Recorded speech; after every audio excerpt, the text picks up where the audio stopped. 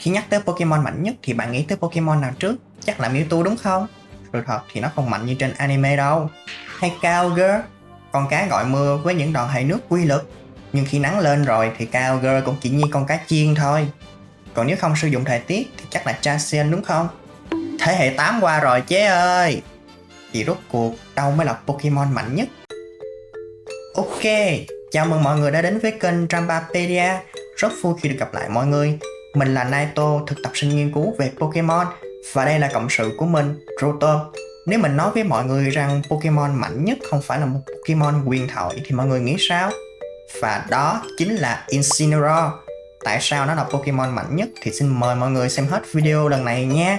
Đây cũng là lời mời gọi dành cho hơn 96,2% những bạn chưa đăng ký kênh.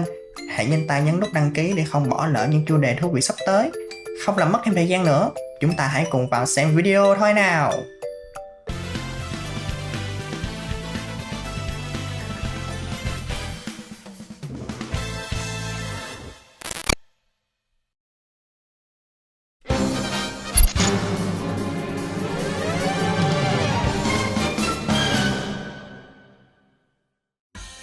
Incineroar là cấp tiến hóa cuối cùng của một Pokemon khởi đầu vùng Alola, sở hữu bộ chỉ số không quá mạnh như Mewtwo, không có đặc tính độc quyền quá khủng bố hay một chiêu thức đủ mạnh để làm đối phương run sợ. Vậy, lấy gì để nói con mèo đô con này lại mạnh nhất lịch sử? Cùng trở lại thời điểm mọi thứ bắt đầu thôi nào. Không phải thời điểm mà game Pokemon khai sinh, mà là thời điểm bắt đầu một cơn ác mộng. Đó là thời điểm mà Pokemon Sun và Moon ra mắt. Nhưng vào lúc đó thật sự Incineroar không hề được đánh giá cao và luôn bị đánh bầm dập ở mặt trận. Vào năm đó, vốn dĩ chẳng ai muốn dùng con mèo này đâu. Thay vào đó người ta thích dùng chó hơn. Ý mình là Arcanine. Lý do là vì Arcanine sở hữu cho mình đặc tính hăm dọa, một đặc tính cực kỳ hữu dụng, kết hợp với bộ chỉ số tốt và khả năng phòng thủ tuyệt vời của hệ lửa. Nhưng mọi thứ đã xoay chiều khi Game Freak và The Pokemon Company đã tạo ra một sai lầm không tưởng. Họ trao cho Incineroar đặc tính ẩn, hăm dọa. Dù không phải là một đặc tính quá hiếm, vì vẫn có cả đống Pokemon sở hữu đặc tính này, chứ không chỉ riêng gì Incineroar. Vậy điều gì làm Incineroar khác biệt?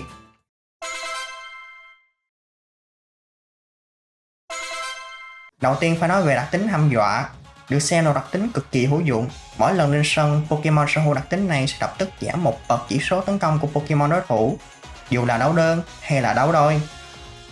Và cứ mỗi lần ra sân thì sức tấn công của đối phương sẽ tiếp tục giảm. Để tình hình không đi quá xa thì một bên kia phải đổi Pokemon khác ra sân, một cách gây rối khá là khó chịu. Hăm dọa mạnh đó, nhưng không phải Pokemon nào sở hữu cũng đều trở thành ác mộng. Một số Pokemon thì rất ổn khi có đặc tính này, nhưng số khác lại không. Vậy điều nào khiến một Pokemon hăm dọa này lại tốt hơn Pokemon hăm dọa khác? Điều kiện để một Pokemon ra vào sân liên tục để kích hoạt đặc tính hăm dọa phần nhiều nằm ở chỉ số.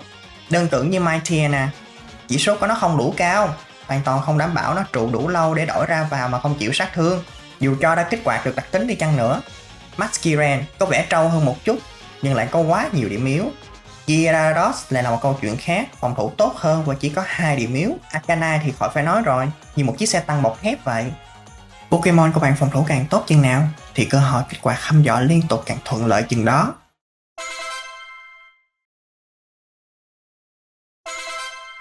Và sau khi đã đi qua một vòng thì sao chúng ta không làm một so sánh nhỏ giữa Incineroar và Arcanine nhỉ?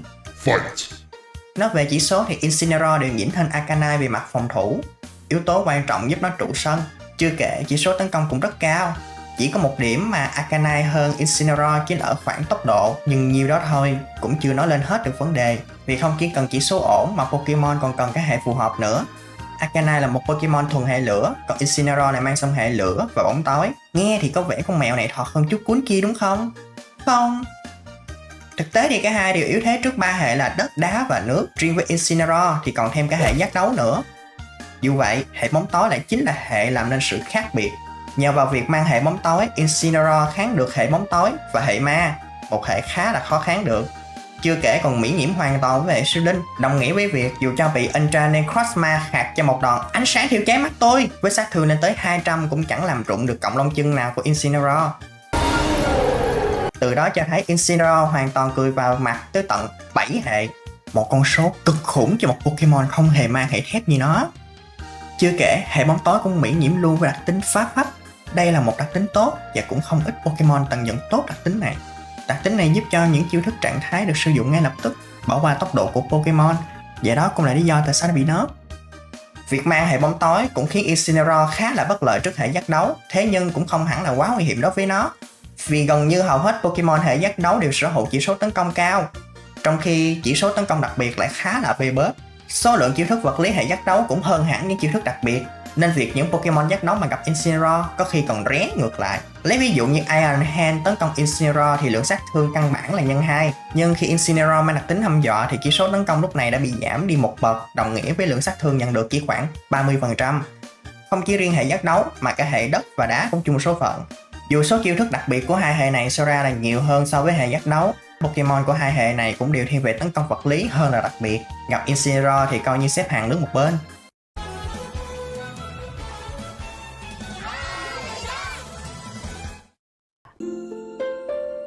Đói thì ăn cơm, khát thì uống nước. Đã là dân chơi Pokemon mà không sắm những sản phẩm liên quan đến Pokemon thì thật là đáng tiếc. Thế nhưng lấy đâu ra chỗ để mua? Còn chần chờ gì nữa mà không ghé ngay trang TikTok của kênh Grampapedia. Tại đây kênh có rất nhiều mặt hàng như thẻ bài, mô hình, phụ kiện cho Nintendo Switch từ những shop uy tín nhất Việt Nam với giá cả phải chăng đủ đáp ứng mọi nhu cầu của bạn. Mua đồ trên trang TikTok Grampapedia chỉ có hàng xịn nhất thôi. Còn lỡ mua trúng hàng không đúng ý thì mua lại. Link TikTok mình để dưới phần mô tả.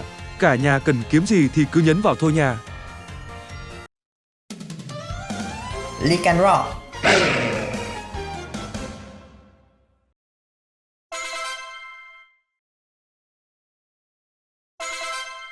Như chúng ta đã thấy, Incineroar có một bộ chỉ số ổn, một song hệ tốt và một đặc tính bá đạo, cho thấy rõ nó là một Pokemon hỗ trợ cực kỳ tốt. Mà đa phần Pokemon thiên về hỗ trợ thì sẽ tấn công tệ. Riêng Incineroar lại khác hơn một chút, chỉ số tấn công của nó vốn dĩ cao hơn Arcanine, chiêu thức hỏa công cảm tử với sức tấn công cơ bản khổng lồ. Incineroar dễ dàng hạ gục nhiều đối thủ chỉ trong 1 đến 2 hit, kể cả có phải sát thương siêu hiệu quả hay không. Chưa kể, chiêu này còn có thể gây cá bỏng nữa. Incineroar có thể học đánh văng, không chỉ loại bỏ trang bị của đối phương mà còn gây ra sát thương lớn hơn nếu đối phương có mang theo trang bị. Chiêu thức khiến Incineroar trở thành nó khiếp đảm hơn chính là Vỗ Bóp, một chiêu thức ưu tiên cho phép Pokemon luôn tấn công trước, mặc cho tốc độ tạ tới cỡ nào, khiến cho đối phương bị choáng và không thể cử động ở lượt đầu tiên. Chiêu thức này chỉ sử dụng được đúng một lần, muốn sử dụng lần nữa thì chúng ta phải đổi Pokemon ra vào. Đây là chiêu thức giúp kiểm soát nhịp độ trận đấu cực kỳ tốt hiện nay. Với Vỗ Bóp, chúng ta có thể chỉ cần cho hai Pokemon của mình cùng nhắm vào một Pokemon của đối phương mà đánh, hoặc để giành một lượt bảo vệ đồng đội khỏi một trong hai Pokemon của đối phương. Và chưa kể, có thể khiến đối phương phải e dè mà không dám tấn công ở lượt đầu tiên, cho phép bạn đổi Pokemon khác ra mà không sợ bị vả. Vỗ Bóp và hăm dọa gần như là cặp bài trùng của nhau, khi mà chỉ cần đội Incineroar ra khỏi sân một cách an toàn là lại kích hoạt được chúng ngay. Và để làm được điều đó, chúng ta có thể cho nó học đánh bài chuông, chiêu thức gây sát thương rồi thay Pokemon thi triển vào một Pokemon khác. Đây là một món quà mà The Pokemon Company đã tặng cho Incineroar, trong khi vốn dĩ họ đã có thể khống chế nó bằng cách đừng bao giờ cho nó học chiêu thức này. Một chiêu thức hoàn hảo, song hệ thủ tốt và đặc tính khó chịu, Incineroar từ một Pokemon hỗ trợ tốt đã trở thành một Pokemon siêu hỗ trợ. The Pokemon Company cũng biết Incineroar lỗi tới cỡ nào và cần phải nerf ngay lập tức. Nhỉ? Bạn biết gì không? Họ cho nó học chữ phát cuối, một phiên bản upgrade của đánh bài chuông. Cũng như đánh bài chuông là giúp đổi Pokemon ra sân dù không gây sát thương, nhưng chiêu này lại giảm cả hai chỉ số tấn công và tấn công đặc biệt của đối phương. Cảm ơn nhé, Pikachu.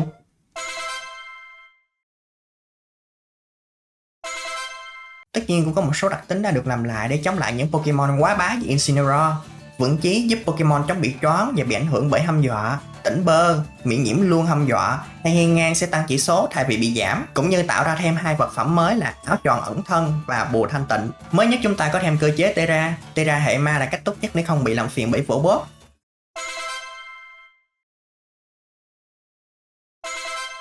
Và đó là câu chuyện về Pokemon mạnh nhất thế giới. Qua đó chúng ta mới thấy rằng con mèo này nó lỗi tới cỡ nào, để rồi phải có hàng đống thứ phải thay đổi chỉ để khắc chế một mình nó. Bạn nghĩ sao về Incineroar? Xin hãy comment ở phần bình luận bên dưới nha. Cũng như đừng ngần ngại chia sẻ những hiểu biết hay những chiến thuật mà bạn dùng với Pokemon này. Cảm ơn mọi người đã xem hết video. Và giờ thì hẹn gặp lại lần sau. Bye!